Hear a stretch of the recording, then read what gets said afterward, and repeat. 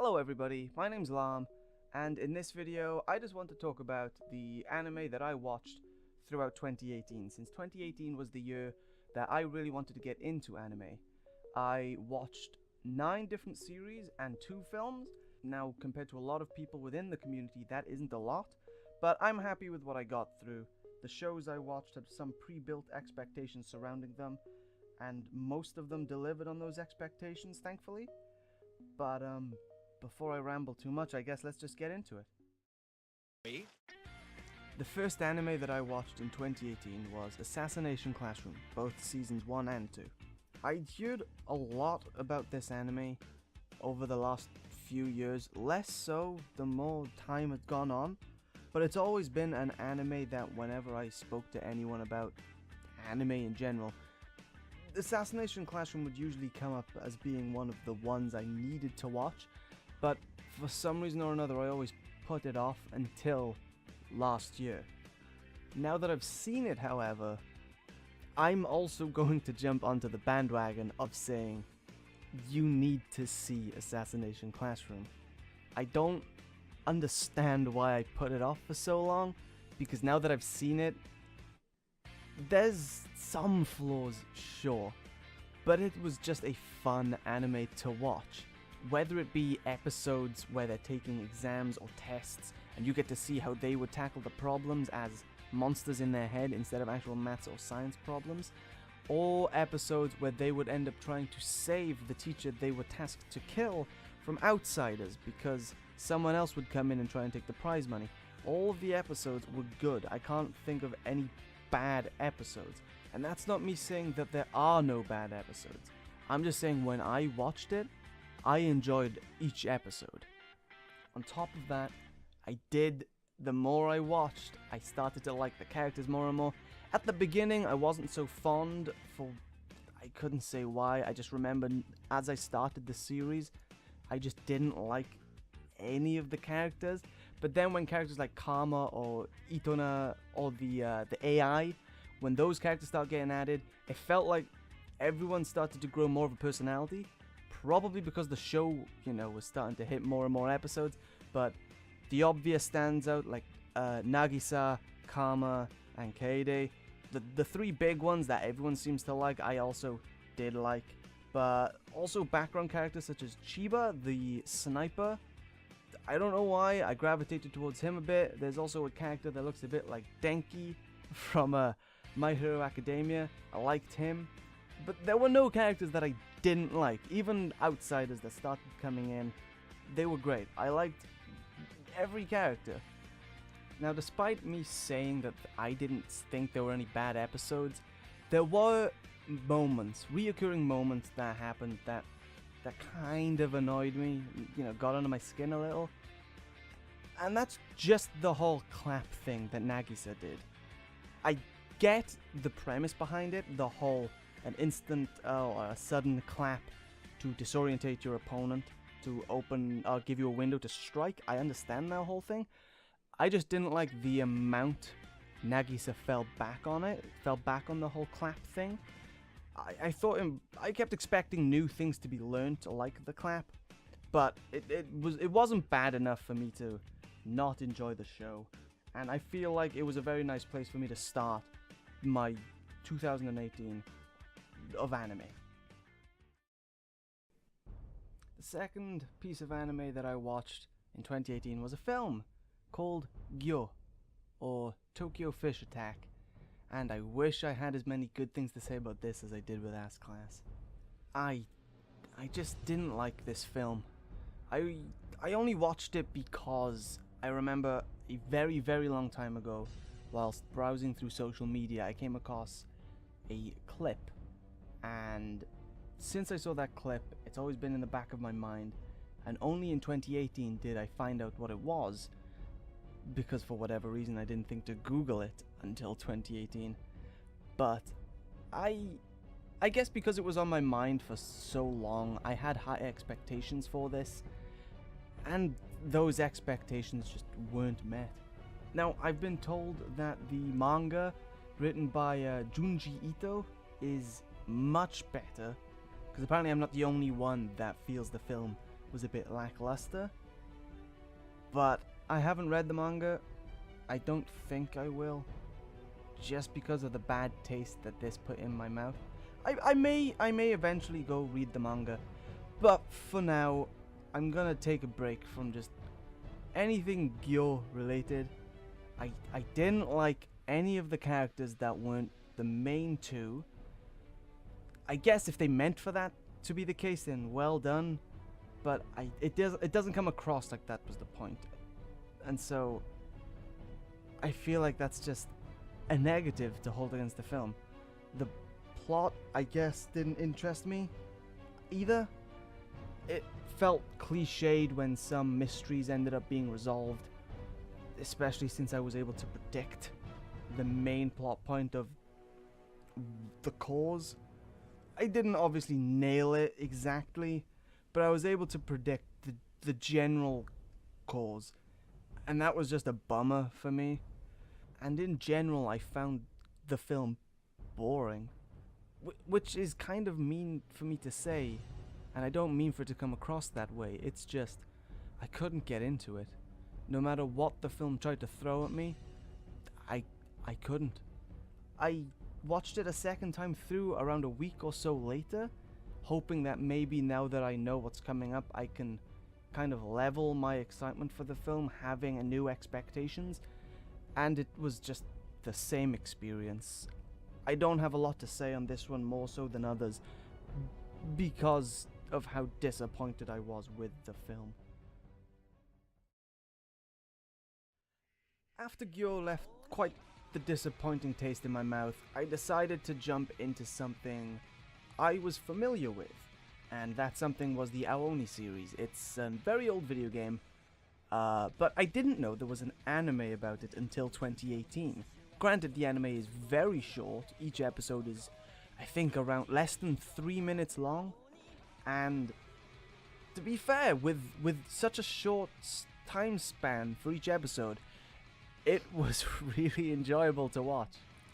Even though it caught me off guard on the first episode, since it introduces a small cast of new original characters for this animation, it very quickly welcomes you in. It has a plotline in the background of the main cast trying to escape the house, but every episode, every 3-minute episode, has its own thing going on, where this small group of, I guess you could call them survivors in this house, are trying not to die to the AoOni, and usually they end up failing, but then they appear back in the next episode. It's like no one truly dies in this anime, and that adds to the charm because it kind of gave them more freedom of what they can do with the AoOni when interacting with the group of main characters. And because of that, and each episode doing its own thing, it ends up being quite funny and a really enjoyable, very small but enjoyable series to watch. Especially if you're already familiar with the AoOni series, it's a very welcoming show to see a familiar face, the familiar face being the AoOni, and yet having this new narrative being told instead of the really serious, pixelated, damp looking house where you're entirely in control with all your actions and you could make a mistake at any time. And instead of doing that, you're just sitting back and watching this nicely animated, like very chibi style anime of a bunch of characters just kind of goofing around while trying to survive against the AoOni. And it's really fun, but unfortunately because of how small it is, I can't say much more than that other than I really enjoyed it and it was a nice thing to watch after Gyo. After something new and surprising, something disappointing, and something nice and charming, I got to watch My Hero Academia Season 3, and I swear, since Season 1 aired, I've fallen for this anime. This feels like my shonen, because I just love everything that goes on within this anime.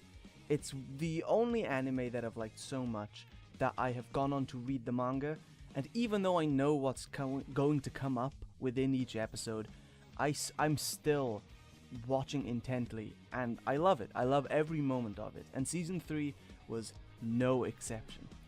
From the beginning, where we get to see characters like Kota and the Wild Wild Pussycats going through the entire forest training arc and all the action that goes down there, getting to see more combat with the League of Villains, moving forward into seeing All For One doing his worst at just causing problems for everyone. Seeing the clash between him and All Might was amazing.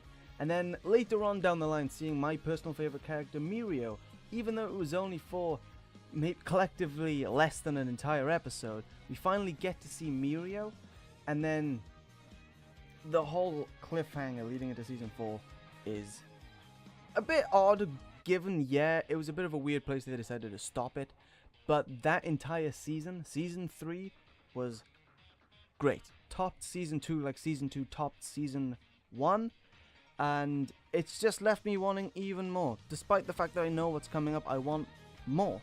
We got to learn more about characters that maybe we didn't know about, such as Bakugo. We got to learn a little bit more about him.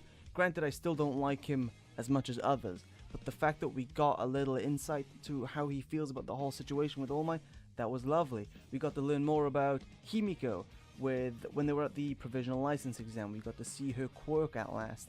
People that only watch anime would have only then seen her quirk, so it was very interesting.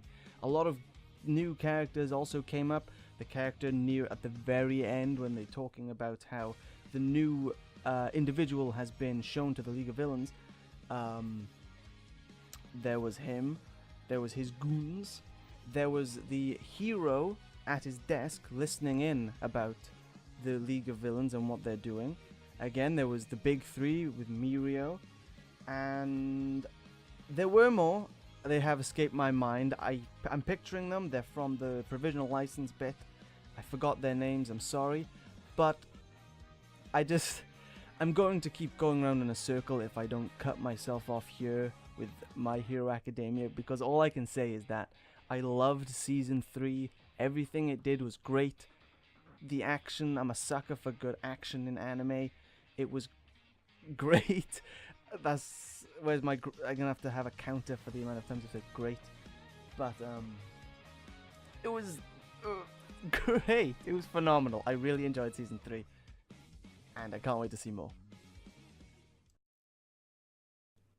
So after My Hero Academia season 3, I wasn't quite sure what to watch next. I had some things on my mind, but I wasn't quite sure exactly which one I should watch. But I ended up watching something that wasn't on my mind, and that was Re:Zero. Re:Zero was something I had tried to watch previously, but the length of the first episode ended up stopping me. At the time when I first watched the first episode, there was a lot of things going on around me, so I didn't have the time to sit down and watch it all. But after the second watch through, I finally got through the first episode, and from then on I was hooked. Every time I could, I watched an episode or 2 or 3 of Re:Zero, and it was very, very enjoyable. It's probably, not counting My Hero Academia, which is a continuation of a story, it's probably my favorite story anime of 2018. It was also another anime in which the characters were just great. I liked each and every one of them. In fact, Natsuki Subaru has become, basically one of my favorite anime characters of all time. He's up in my top 10 at least.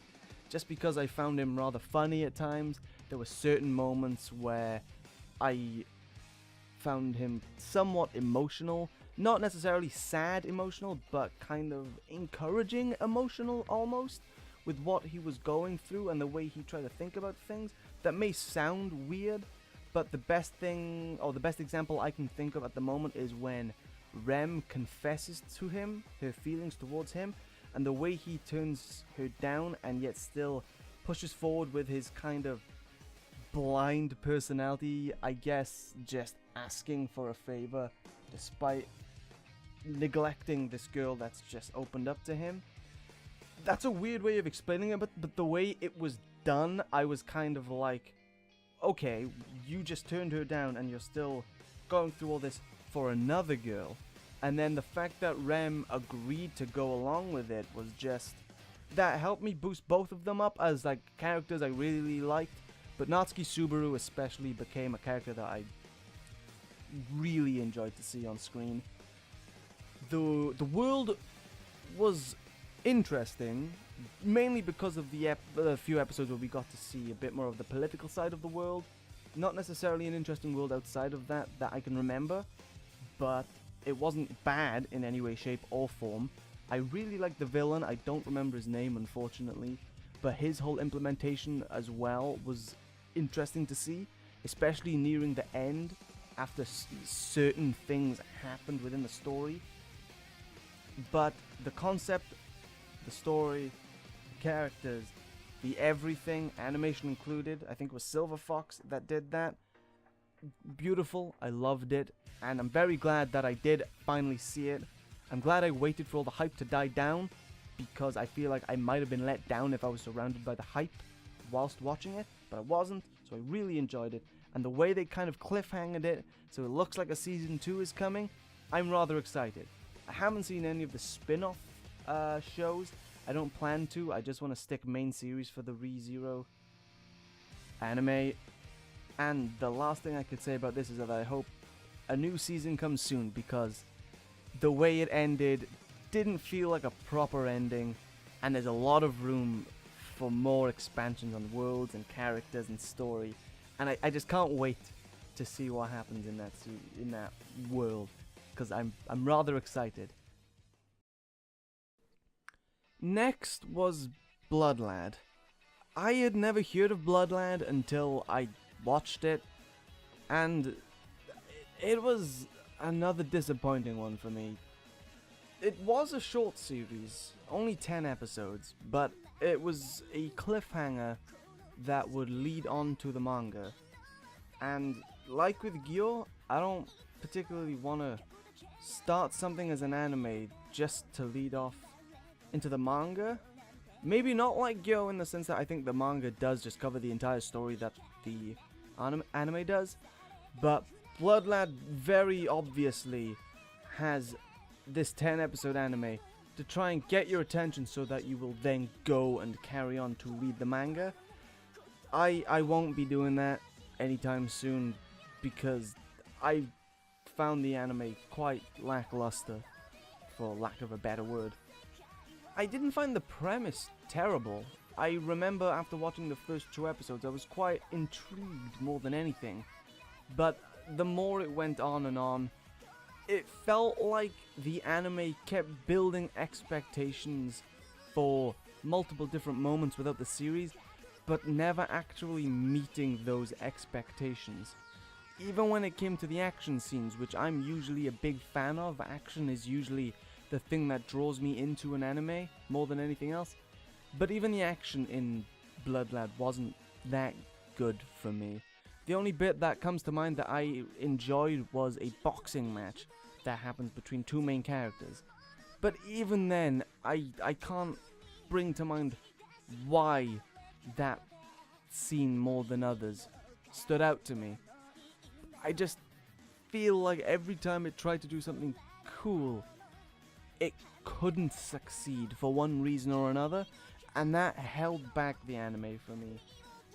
Even the characters, whether it be the main characters like Stas or Yanagi, to the characters you'd see maybe every once in a while like Deku, or I guess a better example would be the characters kind of like Hydra.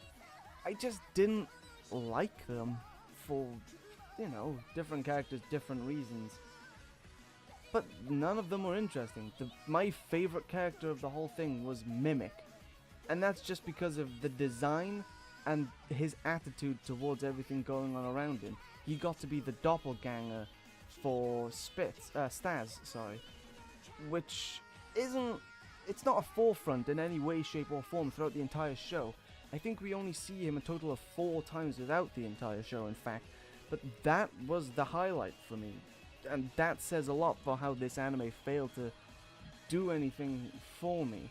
Even when near the end it tried to throw some backstory into it to try and grab different people's attention, spans, I couldn't. At that point, I guess I'd lost too much interest within the series, and it was too late. There was nothing the anime could do for me personally to try and get me involved and interested again, which is a shame because, like I said, the premise wasn't terrible, and for the first 2 episodes, I was there. I was interested to know what happened, but by the end, I had lost so much interest.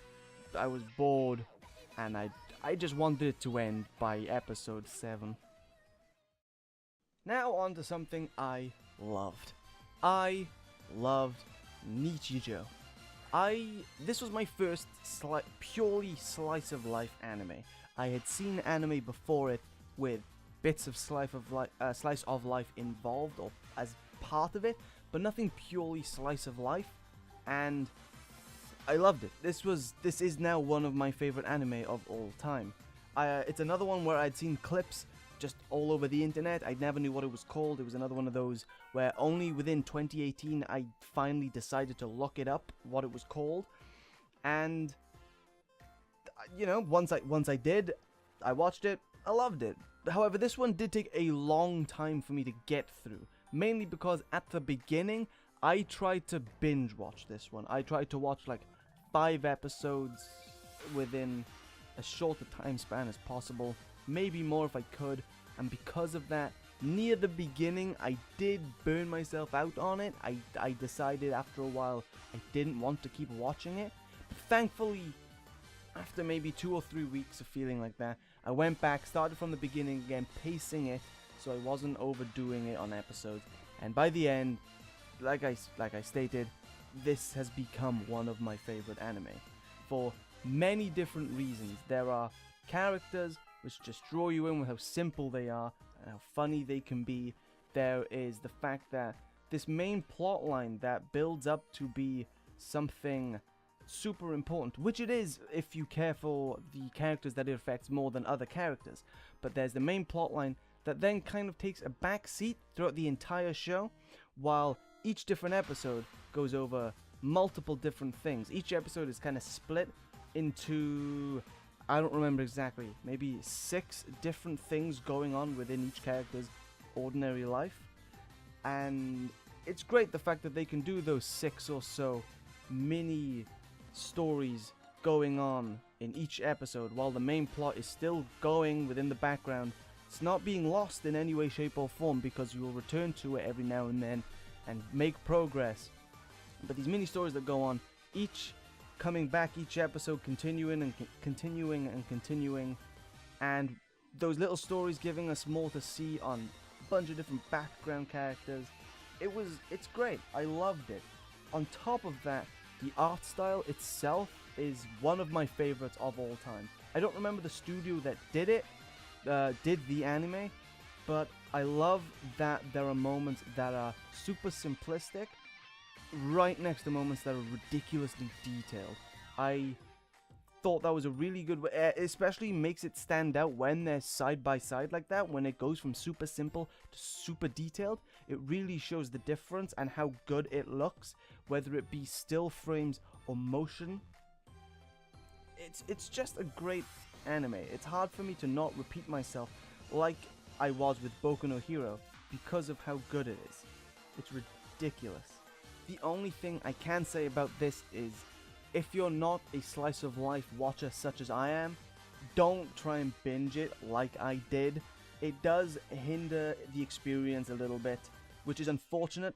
Thankfully, everything else was able to save it for me, but if, for instance, you don't care too much about art style, or if you particularly want a main plot story-driven anime, you know, it's not going to save it for you.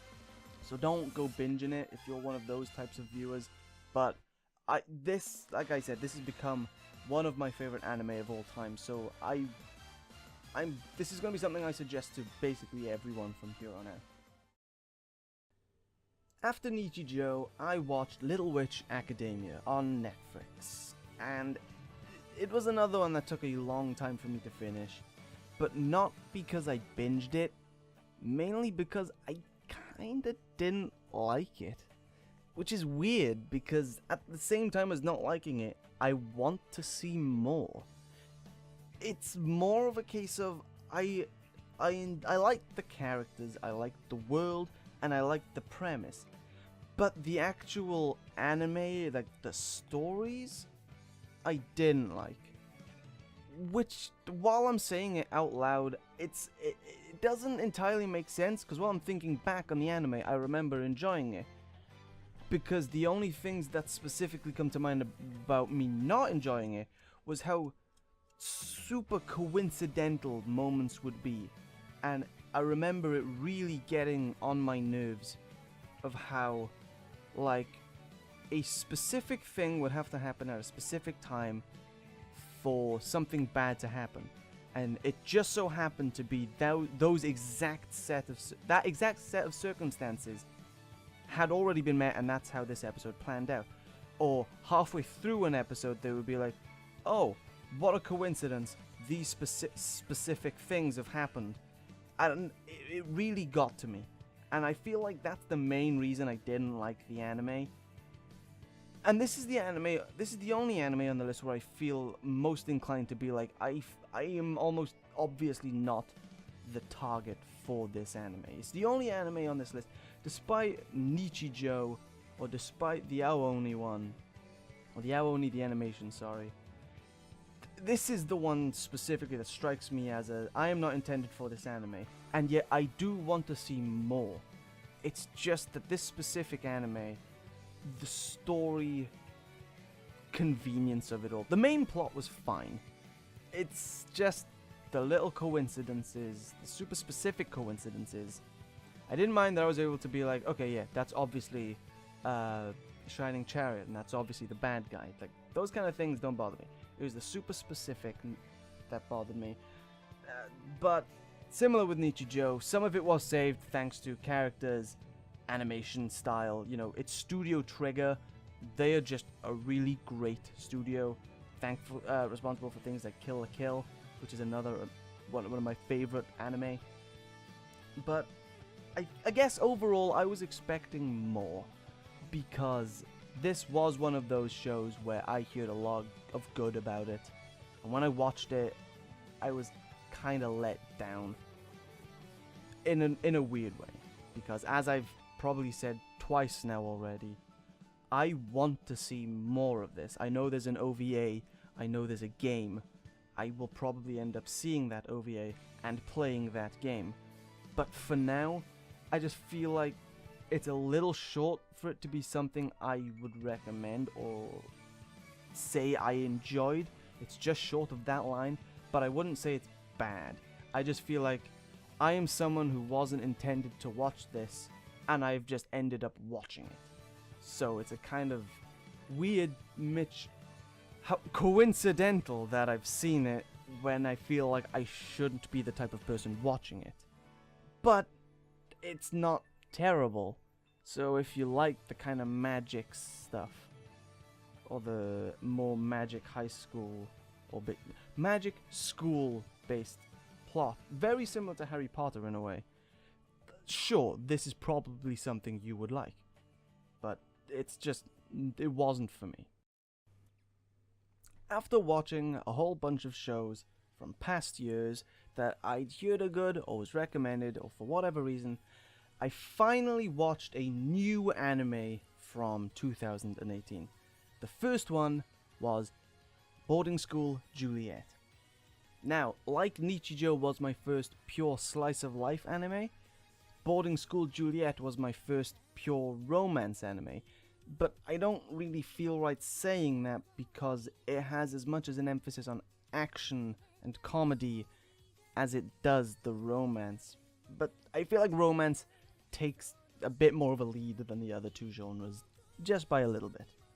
Despite it being somewhat out of my comfort zone when it comes to anime genres, I would say Boarding School Juliet was a pretty good show. The characters, again, were pretty nice. I really enjoyed Romeo's portrayal within the anime. Romeo and Juliet, to be honest, just because it was a weird spin on the story of Romeo and Juliet that, looking back, it's kind of obvious portraying it as some kind of school relationship, but it's just something that never really would come to mind unless you've seen something like Boarding School Juliet, which is odd. I didn't like every character in this. There were one or two that kind of got on my nerves for one reason or another, and there were episodes that just fell flat for me in this one, but the good ones almost make up for it in a way. I'm hoping a second season comes about just because of the amount of characters that didn't get enough time to really show what they could be. There were characters, especially within the last few episodes, where they show up, maybe have a collective 5 minutes each, and that's it. And because it's within the last few episodes of the series, we wouldn't get to see them again unless a new season comes out, which is a shame because some of the later characters seem to be some of the more interesting ones, other than the already fleshed out characters that we see throughout the entire series. There are also bits that seem kind of glossed over, which is a shame. I remember specifically they have a sports day of sorts in what's basically a coliseum, and they glaze over almost every event other than the one that the main characters participate in, which is a shame because I feel like they could have shown a few of the side characters that have received some screen time to them. So, you know, the time that they've already given to us so we get to know those characters, they could have given them a little bit more during that sports day moment, but they just didn't, which was a shame. It made sense somewhat because at that moment within the story they had introduced 2 new characters, but then those 2 new characters, only do anything during that sports festival or during that sports day, which only takes up, if I'm remembering correctly, 2 episodes anyway, and then they show up for a cameo at the end, and I feel like it was almost a waste of characters and a waste of time when they could have maybe used that sports day or sports festival to maybe create 1 or 2 more episodes out of, and it would have been enjoyable to see like the 2 schools that were based off in this anime, Romeo's school and Juliet's school, seeing them kind of battle it out in more ways than just actual fights, which is what they do throughout the rest of the series. So, though the Boarding School Juliet was a nice anime to watch, I think would be the better term for me to use. It was nice to watch. There were definitely issues I had with it, but like I said at the beginning, this is my first step into what I guess would call a purely romance anime, so forgive me if I seem out of my depth when talking about this, and when in reality I should be saying Boarding School Juliet was a perfect romance anime.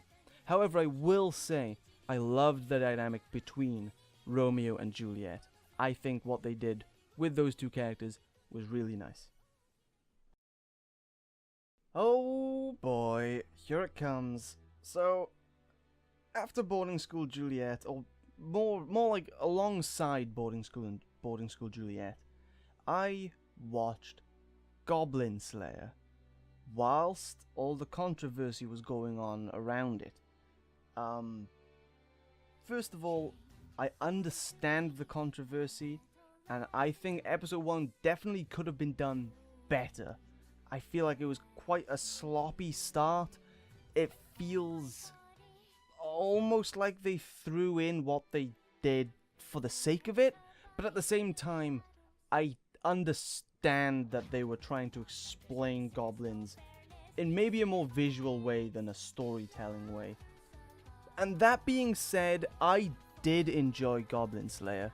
All the way through, from episode 1 up to episode 12, I thought it was a pretty good show. I've seen a lot of people comparing it to Berserk, which I have not seen. I understand how that's quite a crime in this community, based on the praise I hear Berserk deserves. But I haven't seen it, so I had nothing to compare it to when watching this. Maybe that's why I enjoyed it as much as I did, but I thought Goblin Slayer was a pretty good anime, despite its loose-footed start. I liked Goblin Slayer as a character. He could have been better, I think, maybe a little bit. But even though I'm saying that now, I can't think of any ways he could have been made better. I like how he was given this, what's essentially no face, because he's always got his helmet on. We don't see his face. And even at the very end, you don't really see it then, because they only show, like, his mouth. But there was, you know, Goblin Slayer. I like him. I like the priestess that followed him around. The adventuring group with the elf, the dwarf, and the lizard man. They were all good characters. There were episodes just full of fighting. I like action, so that was perfectly fine with me. I didn't see any problem with it. Some moments seemed a bit simple. I get why maybe they did it. Obviously, you know, animation costs a lot of money, so you can't have every single frame moving. But some of the moments they decided to do that made the scenes feel maybe a little bit awkward. Probably just me, but it was something I feel like it's worth mentioning just because it, once or twice, it detracted from what was actually going on for me personally, which is a shame. But I can't hold that against the anime since it's like a budget thing, and usually when an anime comes out on Blu-ray or DVD at a later date, any problems caused by that sort of issue, like budget or time constraints, they get sorted within the anime the DVD Blu-ray release, since they don't have time to fix it before the TV release. So that isn't a problem I'm gonna hold against it. But I found Goblin Slayer a very enjoyable anime to watch, and I personally think it had one of the best openings that I've heard in an anime. Probably not top 10 just because of the amount of anime openings I have heard, but it is good, and I don't see a lot of people talking about it, which is a shame. Same goes for ReZero. I didn't mention that earlier by mistake. I meant to. I really like both openings for that. The first one more than the second, which I know is an unpopular opinion. But as for Goblin Slayer, I really like the opening and the ending, both visually and audibly. I thought it was great, and it is another one I would suggest under certain circumstances, being which you're not very sensitive with topics and visuals, obviously, but also that you're jumping into this expecting what could be called a bloodbath. There are episodes, of course, where no fighting happens or very little fighting happens, and you learn more about characters and such, but for the majority of this anime, there is fights, there is blood, and it is enjoyable. Or at least it was to me. The final thing I got to see within 2018 was the brand new Boku no Hero film, Boku no Hero Academia 2 Heroes. I'm very grateful that a friend of mine was able to purchase a ticket for me. We both ended up creating a group plan with the rest of our friends to go out and see it in cinemas, as it was only there for one day where we live. We also got it many months later after America got to see it. I live in the EU, and it was very painful and very difficult to avoid spoilers for this film during that time period. But I did manage to do it. I managed to skip spoilers. I didn't see anything, and I'll be honest, I did kind of expect the film to suck. I haven't seen a lot of anime movies that branch off from their series, but I have heard that they tend to not be that good. However, I was very pleasantly surprised whilst watching this film. I feel like it fits well within the world. If I'm remembering correctly, it takes place between seasons 2 and 3, which works perfectly fine. I think the only thing that I could say I didn't like was the new characters.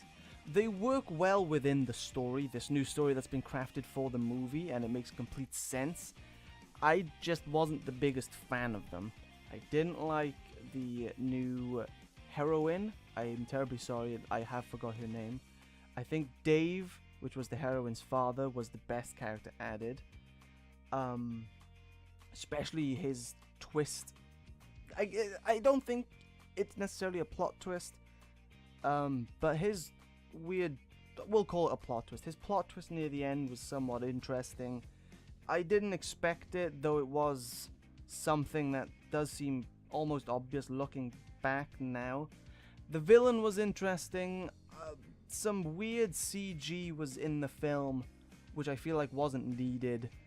It didn't detract from the film, it was just kind of off-putting seeing the CG suddenly. There was also one specific moment, which includes Deku fighting, which I remember bugging me whilst in the cinema, where they go over a bunch of moments and how Deku can do extreme powers with his fists and his arms, and then later on he goes and starts kicking things with what looks like the strength of his arms, whereas the new equipment he got was made so he could use full strength or close to full strength on his arms without having to worry about breaking them, and yet he's just using his legs. I brought this up with my friends. Apparently it was just me that noticed that, and that is very possible. I wouldn't be surprised if I missed something, but other than that, it was a really good film that I would suggest to anyone that enjoys Boku no Hero. Like I said when talking about Boku no Hero Season 3, I have basically fallen in love with the series, so obvious bias is involved with this. I'm sorry, I can't help that. I just really like the series a lot. But that was the last thing I watched this year, and I would say it was a very positive thing to end on. So yeah, that's what I watched throughout 2018. That was all the new anime that I managed to watch. Of course, I rewatched some anime as well, such as Full Metal Alchemist Brotherhood, which is my favorite anime of all time, as well as some of the Danganronpa anime, since I find the dub for all the anime funny in so many different ways, and it's a series I hold near and dear to my heart. But yeah, thank you guys for listening to me ramble on just about anime that I've watched. I would love to hear what you guys think about the anime I've mentioned as well. Whether you agree or disagree with what I've said, start a conversation. It'd be very interesting to hear what you guys think, as well as anime you may have watched throughout 2018, or maybe even recommendations. Anything like that, feel free to leave down in the comments.